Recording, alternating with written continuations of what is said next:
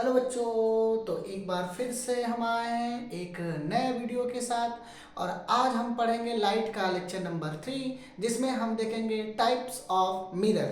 Mirror के कितने types होते हैं। और इसके पहले वाले वीडियो में हमने देखा था how to find the number of images between the two mirrors when an object is placed between the two mirrors. के दो मिरर्स के बीच में अगर एक ऑब्जेक्ट को रख दिया जाए, दो मिरर्स के बीच में एक ऑब्जेक्ट को रख दिया जाए तो कितने इमेजेस बनते हैं। और उसका जनरल एक फार्मूला लिखे थे 360 अपान में थीटा। अगर ये इवन आ गया तो जो नंबर ऑफ इमेजेस होता है वो -1 कर देते थे, और अगर ऑड आता था तो वही हो जाते थे। तो आज के लेक्चर में हम देखेंगे कि कॉन्वेक्स मिरर क्या होती है, कॉनकेव मिरर क्या होती है, और इसमें कुछ डेफिनेशंस देखेंगे with related to mirror. Mirror के रेट में कुछ स्मॉल पॉइंट्स देखेंगे। तो पेन और कॉपी निकाले। मेरा नाम है दिवेश, हमारा और आपका ये प्यारा सा चैनल मैथ्स। तो हेडिंग लिखेंगे पहले टाइप्स ऑफ मिरर, कि मिरर के कितने टाइप्स होते हैं। Types of mirror. तो बच्चों मिरर्स के दो टाइप होते हैं। मिरर के दो टाइप होते हैं। एक होता है प्लेन मिरर, जो कि हम पढ़ चुके हैं, और एक होता है spherical mirror. Spherical mirror UP board वाले बच्चों के लिए भी स्फेरिकल मिरर को हिंदी में कहते हैं गोलीय दर्पण। अभी आगे समझ में आएगा, टेंशन ना लो। और प्लेन मिरर को बोलते हैं समतल दर्पण। समतल दर्पण। प्लेन मिरर क्या होता है, जैसे एक मिरर ले लेते हैं, एक कांच ले लेते हैं, एक ग्लास का एक टुकड़ा, और इसके एक सरफेस को पॉलिश कर दो। एक सरफेस को पॉलिश कर दो तो दूसरा सरफेस क्या बन जाता है, रिफ्लेक्टिंग प्लेन बन जाता है या रिफ्लेक्टिंग सरफेस बन जाता है। तो एक सरफेस कॉटन है, एक सरफेस रिफ्लेक्टिंग प्लेन है, तब हम इसको कहते हैं कि मिरर है। तो इसके एक सरफेस को कॉटेज कर दो तो ये जो सरफेस हुआ इसको हम कहेंगे पॉलिश्ड सरफेस। इसको हम क्या कहेंगे, पॉलिश्ड सरफेस। और दूसरी सरफेस ये जो बन रही है इसके अपोजिट में, इसको कहते हैं रिफ्लेक्टिंग सरफेस। अच्छा, रिफ्लेक्टिंग को कहते हैं हिंदी में परावर्तक तल।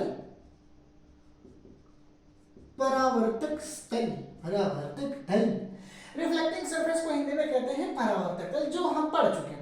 तो आज हम पढ़ेंगे स्फेरिकल मिरर की। स्फेरिकल मिरर क्या होता है और इसके कितने टाइप्स होते हैं। जनरली बता दे रहा हूं कि स्फेरिकल मिरर्स के भी दो टाइप्स होते हैं, जानते भी होंगे। एक होता है कॉन्वेक्स और एक होती है कॉनकेव। तो बिना समय गवाए हम स्टार्ट करते हैं। हेडिंग लिख लेंगे spherical mirror. Spherical mirror, SPHERICAL, spherical mirror. Spherical mirror, देखो स्फेरिकल मिरर दो होते हैं। एक होता है कॉन्वेक्स और एक होती है कॉनकेव।